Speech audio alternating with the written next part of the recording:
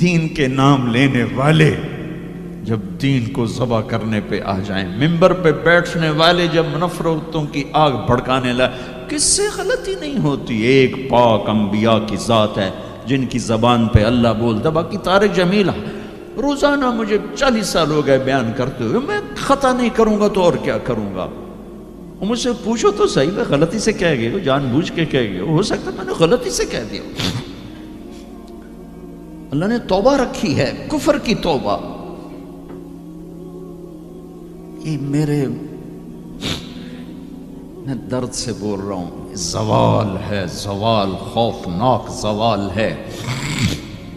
جب ممبر پہ بیٹھنے والے دین سے اتنے دور چلے گئے، عوام کا کیا؟ طلحہ نے نبوت کا دعویٰ کیا اور لڑائی کی صحابہ سے، عکاشہ بن محسن جیسے بدری صحابی کو شہید کیا، اتنے بڑے مقام کے صحابی کو شہید کیا، اور حضرت عمر کے زمانے میں توبہ کرنے آیا، آپ نے گلے لگا لیا، کہا توبہ تو سب کفر کے، نبوت کے دعوے۔ میرا اللہ کہتا میں تو ہر بیان میں کہہ رہا ہوں کہ دھرتی گناہوں سے بھر کے ایک دفعہ کہو یا اللہ میری توبہ، تو اللہ کہتا جاؤ سب معاف کیا۔ یہ میں زوال بتاؤ، آج امت کتنی پستی میں چلی گئی ہے، کس قدر فرقہ واریت نے ایک اجتہا کی شکل اختیار کر لی ہے کہ ایک دوسرے کو سلام کرنے سے کہ کافر کافر کافر، کتے خنزیر۔ میرا نبی ایسے بولتا تھا۔ میں انسان ہوں، بول رہا ہوں، بولتا بولتا کوئی غلط جملہ بول سکتا۔ گستاخی کا جان بوجھ کے کرنے والا یقیناً دارہ اسلام سے خارج۔ عمل چھوڑنے سے آدمی کافر نہیں ہوتا، گستاخی کرنے سے، نماز چھوڑنے سے کافر نہیں ہوتا، گناہگار ہے، نماز کی گستاخی کرنے سے وہ دارہ اسلام سے نکلتا ہے، لیکن اس کے لیے بھی توبہ کا دروازہ کھلا ہوا ہے۔ لیکن یہ کتنا تعصب ہے، نفرت ہے کہ ایک آدمی کی 17 سال کی پاک زندگی کو ایک غلطی پر کفر بنا دیا۔ یہ گراوٹ ہے، زوال ہے۔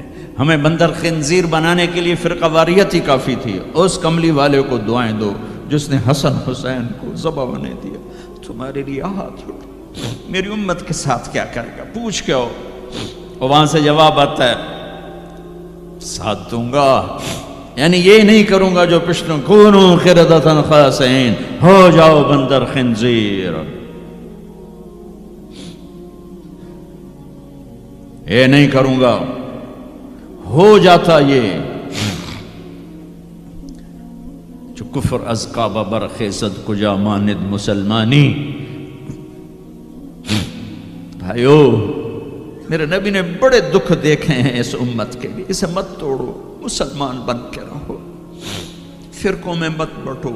اس امت میں صحابہ کے دور سے اختلاف ہے، میرے نبی نے دعا مانگی تھی اللہ میں اختلاف نہ ہو، اللہ نے کہا میرے محبوب اختلاف ہوگا۔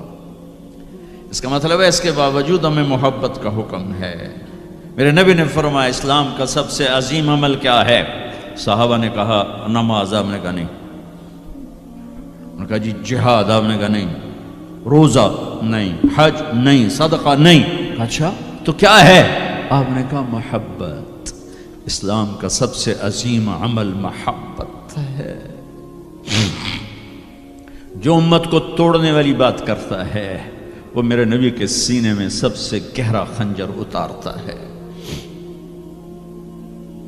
جو امت کو فرقوں میں بانٹتا ہے،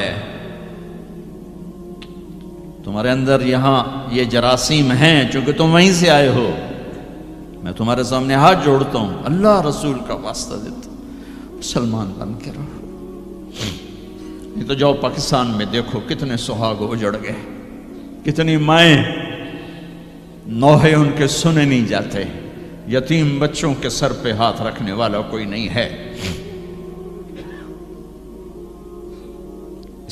اس فرقہ وریت کی آگ میں جل گئے۔ میں آج کو نہیں روتا ہوں، میں بغداد کو روتا ہوں کہ بغداد میں یہی کچھ ہو رہا تھا۔ علماء آپس میں دست و گریباں، عوام دست و گریباں، سمجھانے والے روئے بس کرو بس کرو، کوئی اور بڑی آفت نہ آ جائے۔ نہیں سمجھے تو اللہ نے مٹا دیا۔ اسپین میں گیا 2-3 دفعہ میں رویا ہوں، حکومت کے جانے پر نہیں رویا، میں اس پہ رویا ہوں کہ جس وجہ سے اسپین کا مسلمان تباہ ہوا، اس کا ہر سبب پاکستان میں موجود اور نہیں سمجھ رہے۔ ممبر پہ بیٹھنے والے سے کیسے خطا نہیں ہو سکتی؟ کوئی لکھا ہوا جس کو وہ پڑھ رہا ہے، لکھے ہوئے میں بھی غلطی ہو جاتی ہے، نقل کرنے میں غلطی ہو جاتی ہے۔ پاکیزہ زبانیں ہیں جن پر اللہ بولتا ہے، وہ خطا سے پاک ہے۔ میرے بھائیو، زبان کی غلطی کو کفر و اسلام، اختلاف رائے کو کفر و اسلام، اختلاف عمل کو کفر و اسلام، کیا جواب دو گے آپ؟ مسجد میں بیٹھے ہوئے ہیں، چہرے کا رنگ پیلا پڑا ہوا ہے، ایک صحابی آتے ہیں، کعب بن عجرہ، یا رسول اللہ مالی اراک متغیر اللون، آج آپ کو کیا ہوا ہے؟ آپ کا رنگ بڑا پیلا ہے۔ آپ نے پیٹ پر انگلی رکھی، کعب ما دخل جوفی ما يدخل جوف ذات کبد منذ ثلاث، کعب آج 3 دن گزر چکے ہیں، میرے پیٹ میں ایک لقمہ داخل نہیں۔ اب باغ میں تشریف لے گئے، عبداللہ بن عمر ساتھ ہیں، کھجوریں گری پڑی، خراب کھجوریں اٹھا کے صاف کر کے مٹی جھاڑ کے صاف کر کے کھانے لگے، اور عبداللہ بن عمر سے کہنے لگے تو نہیں کھاتا؟ کہا جی مجھے بھوک نہیں۔ آپ نے کہا مجھے بھوک ہے، آج چوتھا دن ہے میں نے کچھ نہیں کھایا، چوتھا دن ہے میں نے کچھ نہیں کھایا۔ یہ وہ ہستیاں ہیں جن کے لیے جنت کے دسترخوان زمین پہ آ سکتے ہیں، فرشتے ہاتھ دھلانے کے لیے کھڑے ہو سکتے ہیں، سونے چاندی کے محل کھڑے کیے جا سکتے ہیں۔ جس کو اپنے جگر کا ٹکڑا کہا فاطمہ، جس کو جنت کی عورتوں کی سردار کہا، جن کا آسمان پہ فیصلہ کیا پھر زمین پہ ظاہر ہوا، آپ نے ممبر پہ کھڑے ہو کے فرمایا لوگو، جبریل میرے پاس اللہ کا پیغام لائے ہیں کہ میں اپنی بیٹی فاطمہ کو علی کے ہاتھ میں دے دوں۔ ان کے گھر تشریف لے گئے، وہ بیمار تھی، اب بیٹی میں اندر آ جاؤں؟ میرے ساتھ ایک عرب سردار بے عمران، عرض کہ یا رسول اللہ میرے گھر میں تو کوئی بڑی چادر نہیں جس سے میں کوئی پردہ کر لوں۔ اسی طرح چادر ممبر تے بھی بچھائی ہوئی، تو آپ نے اپنی چادر اندر کی، کہا بیٹا یہ لے لو میری چادر، باپ کی چادر سے اپنے جسم کو لپیٹا، آپ اندر آئے، پوچھا بیٹی سونا بیمار ہو کیا؟ تو باپ کو دیکھ کے رونے لگی، کہ یا رسول اللہ بھوک تو پہلے ہی تھی، اب بیماری بھی آ گئی ہے، 2 امتحان آ گئے۔ طائف کے پتھر کھا کے مسکرانے والا، احد پہاڑ میں دان توڑوا کے ثابت قدم کھڑا ہونے والا، بیٹی کے آنسوں نے موم کر دی، اور آپ کی آنکھوں سے بے ساختہ آنسو آئے، اور آپ نے ایسے گلے لگایا اور آپ بھی رونے لگی، اور کہا بیٹی والذی بعث اباک بالحق، اس ذات کی قسم جس سے قبضے میں تیرے باپ کی جان ہے، اور اس ذات کی قسم جس نے تیرے باپ کو نبی برحق بنا کے بھیجا ہے، آج 3 دن ہے تیرے باپ نے کچھ نہیں کھایا۔ پھر فرمایا میرے رب نے مجھے کہا ہے میرے محبوب یہ احد پہاڑ سونا چاندی بنا دوں، آپ کے قدموں پہ قربان کر دوں؟ تو میں نے کہا نہیں، مجھے نہیں چاہیے، مجھے نہیں چاہیے، مجھے نہیں چاہیے۔ میرے بھائیوں، میرے نبی نے اس امت کے لیے اپنا سب کچھ لٹایا ہے، اپنے گھر کو لٹا دیا، قربان کر دیا، آخری تھے، آپ کے بعد کوئی آنے والا نہیں تھا، ہر شے مکمل کر کے دی، لا نبی بعدی ولا امت بعدکم، میں جا رہا ہوں، میرے بعد کوئی نبی نہیں آئے گا، تمہارے بعد کوئی امت نہیں آئے گی، فَلْيُبَلِّغِ الشَّاهِدُ الْغَائِبُ، میرا یہ دین آگے پہنچانا تمہارے ذمہ ہے۔ بھائیو، آپ سب بھائیوں کی خدمت میں گزارش ہے، اپنی منزل اللہ کو بناؤ، اور رہبر محمد مصطفیٰ صلی اللہ علیہ وسلم کو بناؤ، جو آپ کو اللہ سے ملا دیں گے، اللہ سے جوڑ دیں گے۔ ہماری لاٹری نکلی کہ ہمیں محمد مصطفیٰ صلی اللہ علیہ وسلم جیسی ہستی ملے، آخری نبی، کائنات کے نبی، انسانوں کے نبی، جنات کے نبی۔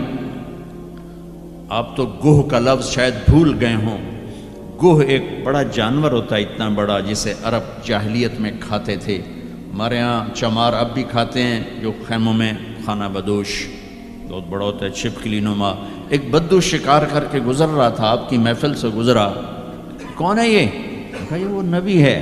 آیا گوہ شکار زدہ مری ہوئی، اس کی دم سے پکڑ کے یوں پھینکا، کہنے لگا محمد یہ گوہ اگر کہہ دے تو نبی ہے تو مانتا ہوں، ورنہ نہیں مانتا۔ اور بڑے اطمینان سے کھڑا ہو گیا کہ مویا تو بندہ نہیں بولیندا، جانور کی بولنا ہے۔ اور وہ ایسے مری پڑی ہے تو آپ نے کہا یا ضب، یا ضب، اے گوہ۔ اس نے آنکھیں کھولی، یوں سر اٹھایا، لبیک و سعدیک، میں حاضر، میرے بھاگ جاگ اٹھے، مجھے آخری نبی نے بلایا۔ یا زین من وافا یوم القیامہ، اے قیامت کے دن کو خوبصورت بنانے والے، ارشاد فرمائیے میں حاضر ہوں۔ آپ نے فرمایا من تعبد، کس کو یاد کرتی ہو، کس کی عبادت کرتی ہو؟ کمن فی السماء عرشہ وفی الارض سلطانہ وفی البحر سبیلہ وفی الجنت رحمتہ وفی النار عقابہ۔ میں اس کو یاد کرتی ہوں جس کا عرش آسمانوں میں، حکومت زمینوں میں، راستے سمندر میں، رحمت جنت میں، عذاب جہنم میں۔ او بدو دی تے چوکڑی گئی،